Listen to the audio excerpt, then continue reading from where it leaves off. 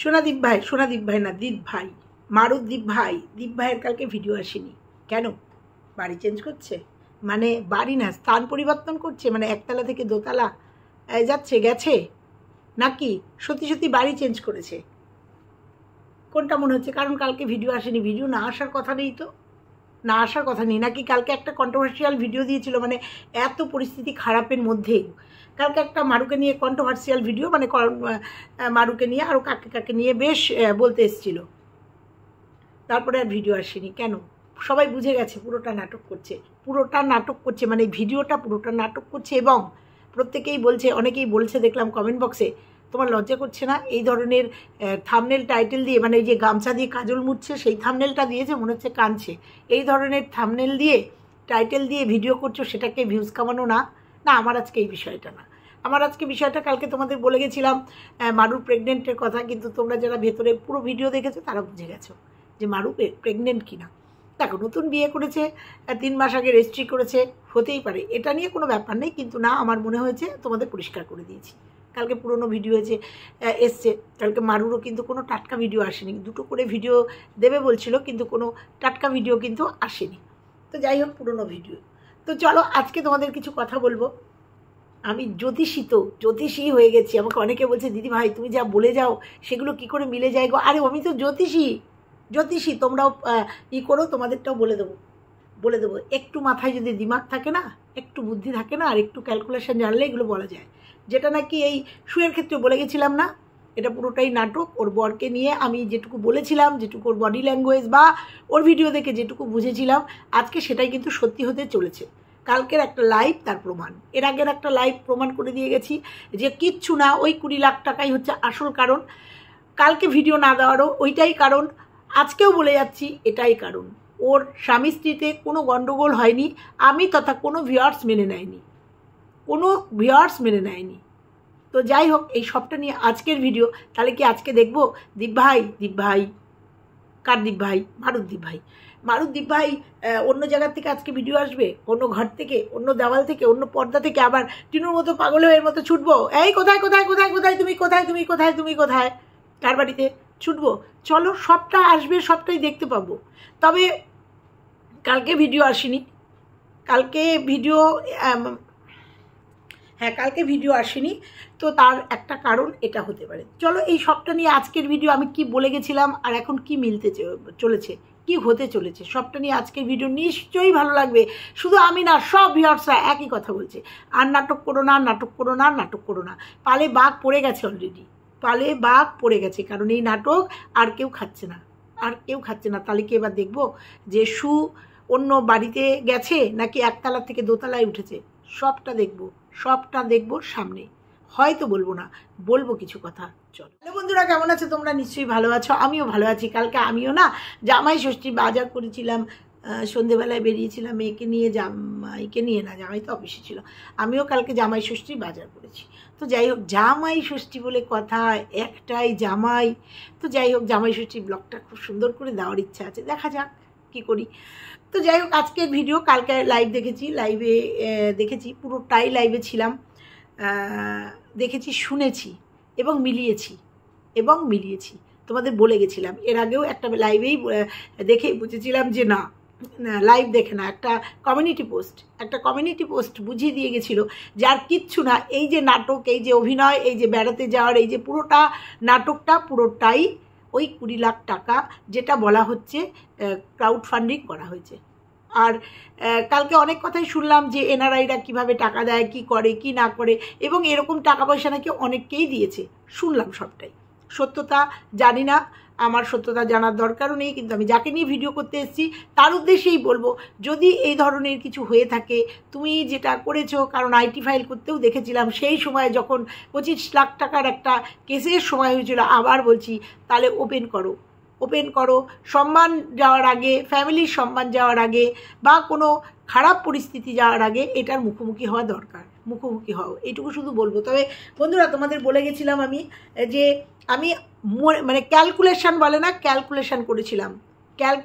করে বলেছিলাম, কারণ ওদের বেড়াতে যাওয়ার ভিডিওতে কোথাও 1%ও আমার মনে হয়নি স্বামী স্ত্রীর মধ্যে কোনো গণ্ডগোল হয়েছে, 1% আমার মনে হয়নি। ইভেন বেড়াতে যাওয়ার আগে ওদের লাগেজ গোছানো, ওদের ব্লগিং চ্যানেল, দুজনের বসে বসে একটা রিলস দেখেছিলাম, কোথাও মনে হয়নি যে ওদের স্বামী স্ত্রীর অশান্তি চলছে। স্বামী স্ত্রীর অশান্তি চললে না তার মানে কি বলবো, মানে মুখের অভিব্যক্তি পাল্টে যাবে, পরিবেশ পাল্টে যাবে, পরিবেশ পাল্টে যাবে।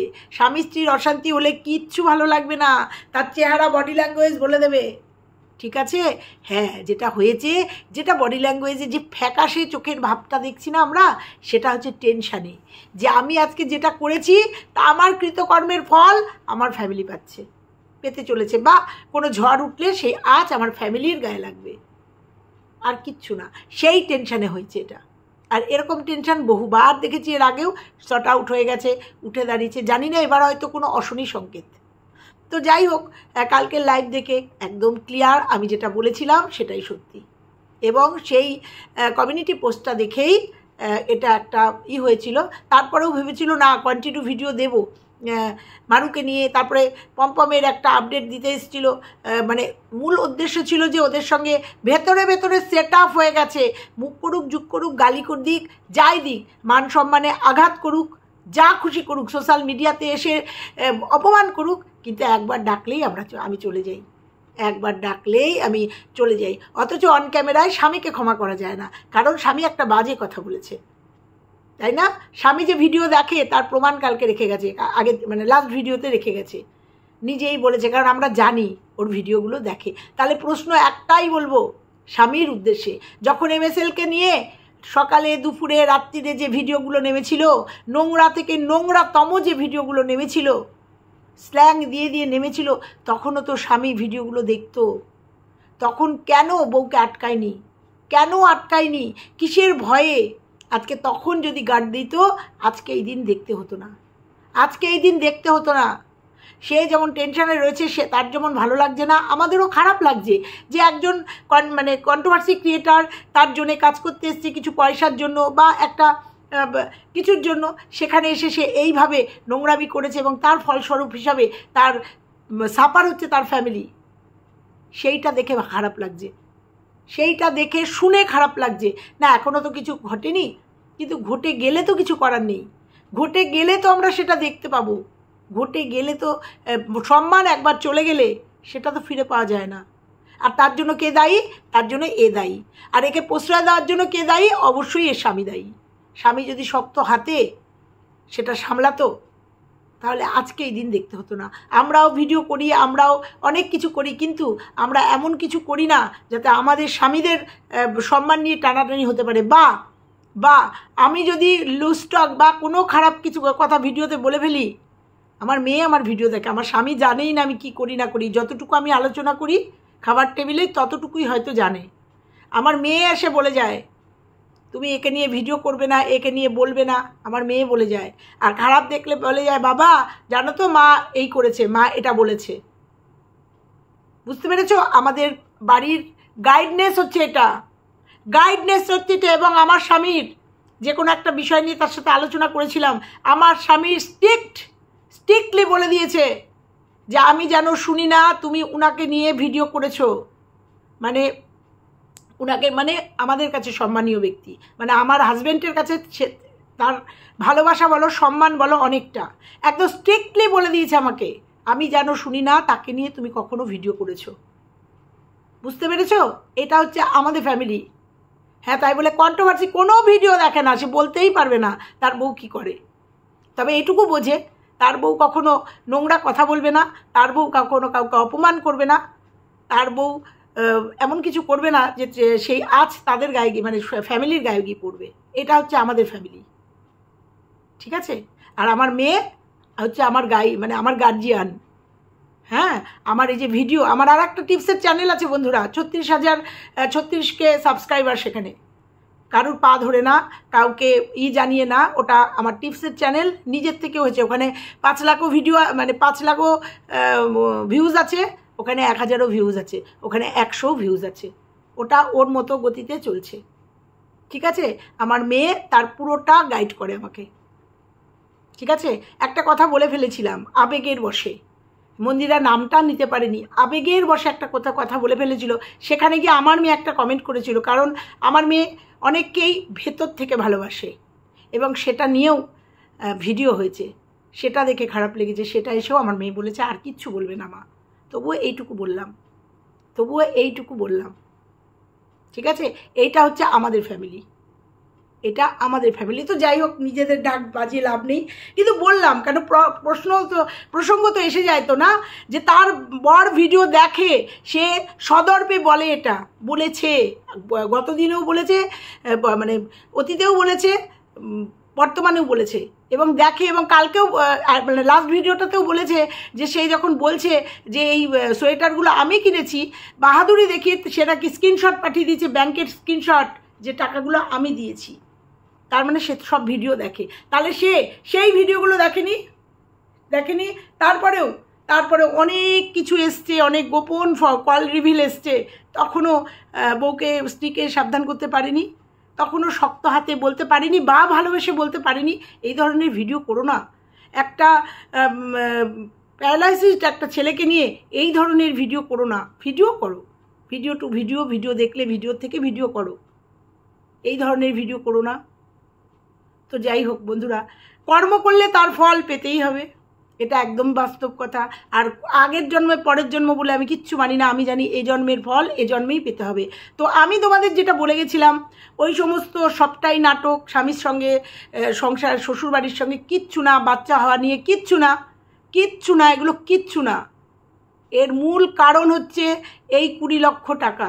আর ও যে 96,000 টাকা তোলেনি, তার বেশি তুলেছে, তার প্রমাণ হচ্ছে ওর খরচাপাতি। কত টাকা ইনকাম করেছে ও, আমরা ইনকাম করি বা আমরা ইউটিউব থেকে কত ডলারে কত টাকা, মোটামুটি একটা ক্যালকুলেশন করতে পারি কত টাকা ও ইনকাম করেছে। 3 বছরেই ধরলাম কত টাকা ইনকাম করেছে ও।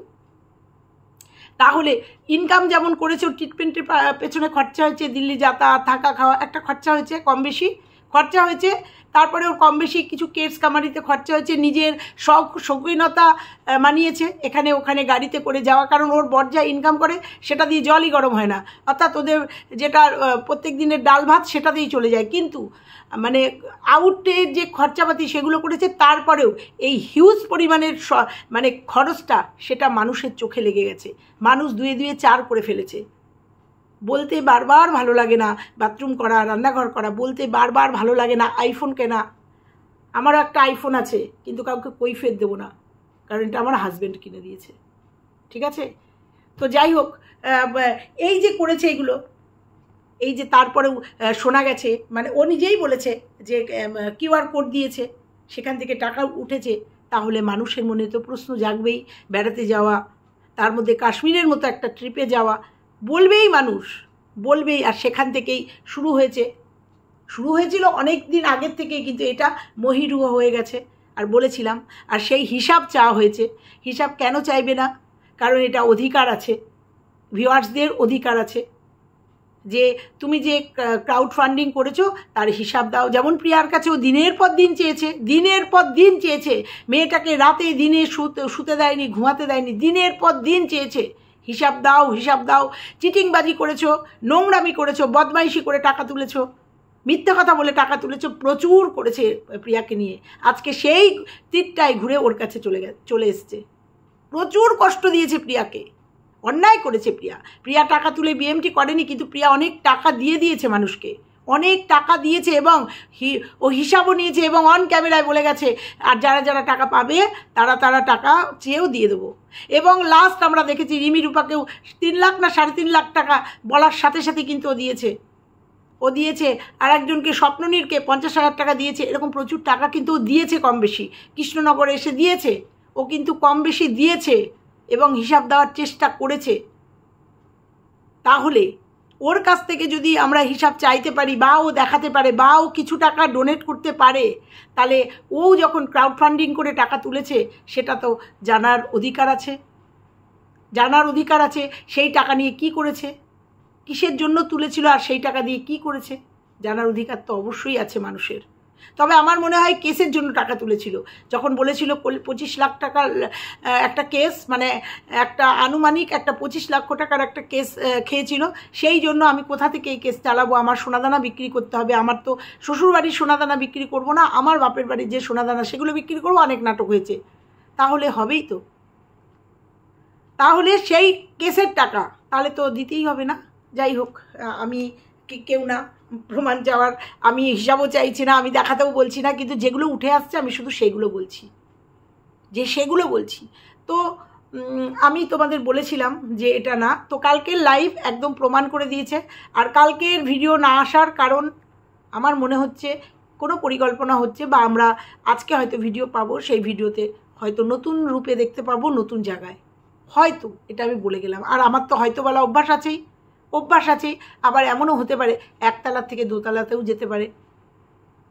যেতে পারে, হয়তো বাবা মা মানে শ্বশুর শাশুড়ি বৃদ্ধ হয়ে গেছে, বয়স হয়ে গেছে, তাদের নিচে দিয়ে দিল, নিজেরা উপরে চলে গেল, কারণ নিচটা এখন সুন্দর হয়ে গেছে, একদম রেডি, হতেই পারে সবটা। যাই হোক, অনেকে বলছে তো একতলার থেকে দোতলাতেও যেতে পারে, কারণ দোতলা দেখেই তো বিয়েটা হয়েছিল, আর দোতলাতে আলমারি টালমারি মনে হয় আছে।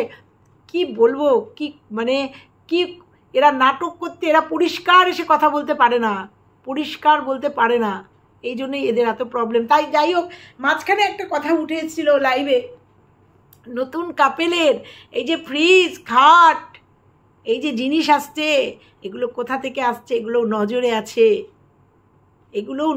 আছে, ঠিক আছে?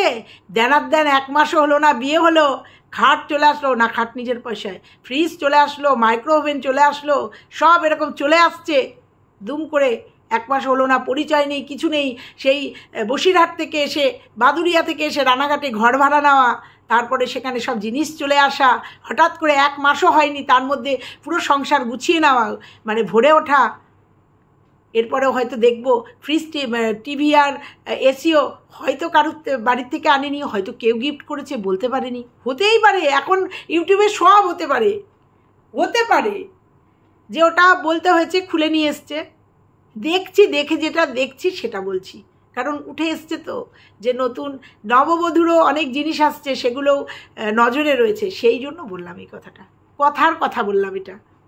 কারণ আমরা তো দেখিনি যে বাড়ির থেকে টিভিটা, এসিটা খুলে নিয়ে এসছে, আমরা কি দেখিনি তো, তাহলে আমরা বলতেই পারি দেখিনি, যেটা মুখে বলেছে। মুখের কথা বিশ্বাস হয় আজকালকার দিনে? মুখের কথা, এই যে পম্পম ফোনে বলেছে যে আমার খুব খারাপ লেগেছে, আমার বলা উচিত হয়নি, বিশ্বাস হয় না, এটা কন্টেন্ট। কালকেও দেখেছো তোমরা যে ভিডিওর মধ্যে বলেছো, অনেকেও বলছো, এখনও কিন্তু ক্ষমা চায়নি। ওয়েট করো না তোমরা, এত ধৈর্য হারাও কেন?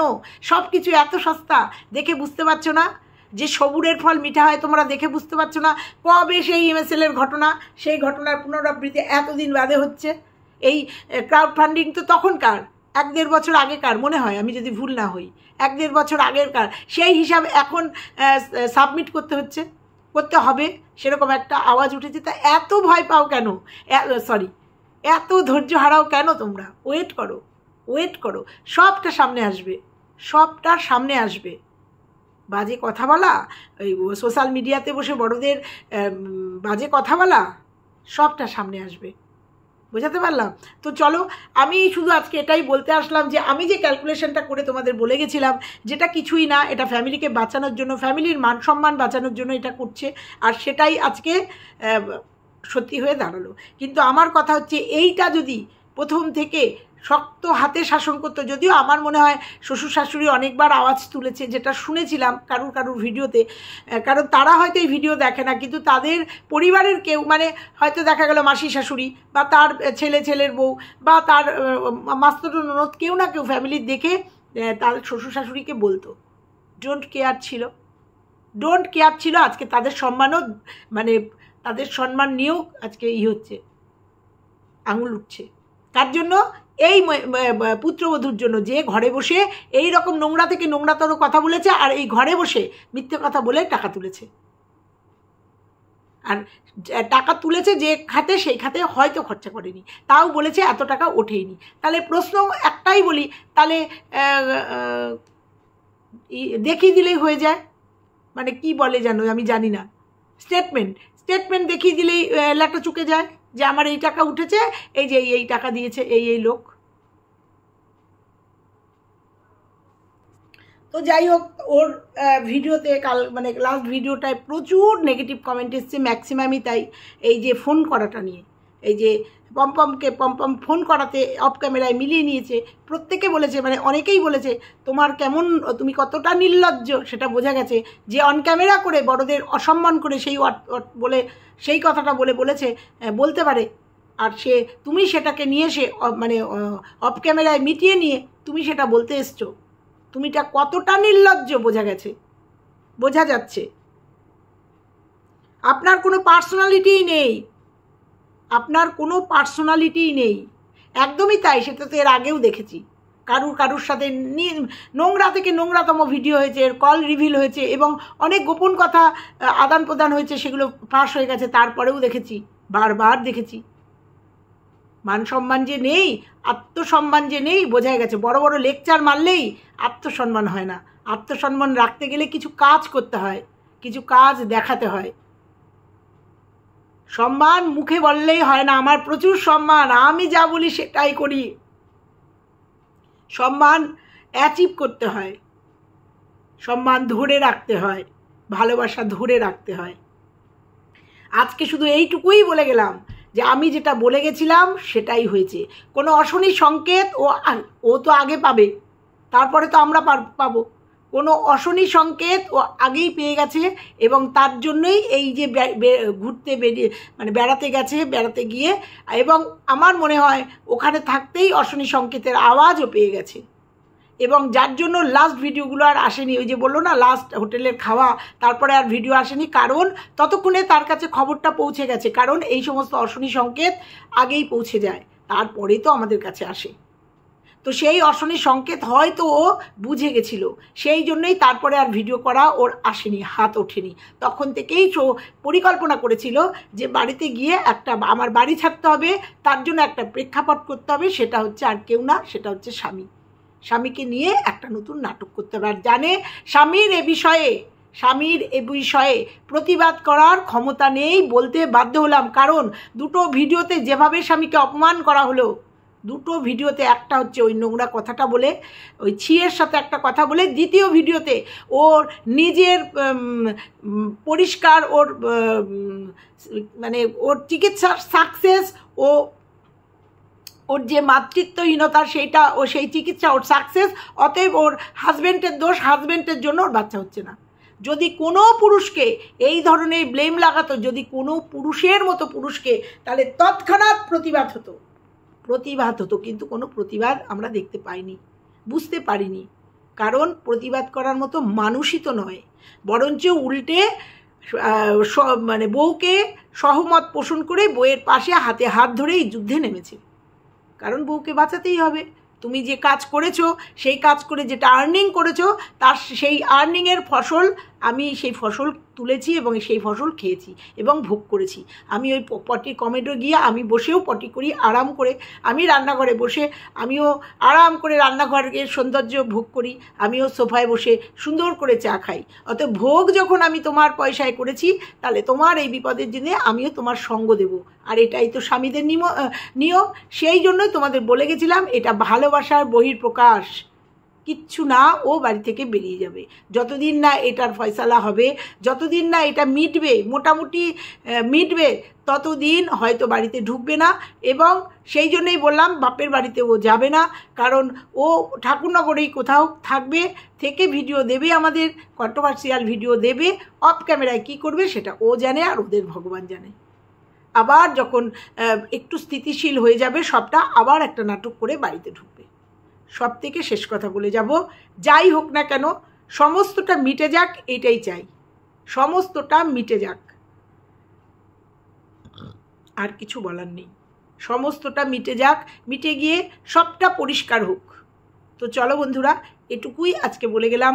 ভালো লাগলে লাইক কমেন্ট শেয়ার করো, আর চ্যানেলে নতুন হলে চ্যানেলটা সাবস্ক্রাইব করে যেও। আজকে ভিডিও আসবে, অনেকগুলো হয়তো ভিডিও আসবে আজকে, চলো দেখতে থাকো। আর দেখি আমাদের সামনের দিন কি হয়, দেখি আজকে হয়তো অন্য ঘর থেকে, অন্য বাড়ি থেকে আজকে আমরা ভিডিও পাবো, দেখতে থাকি। যেমন ভিডিও দেখবো তেমনই ভিডিও করব, ভিডিও টু ভিডিও। ভিডিও। তাহলে নববধূ নবদম্পতি তোমরাও কিন্তু নজরে আছো, এটা মনে রেখো। চলো টাটা, ক্ষমা কিন্তু চাইতে হবে।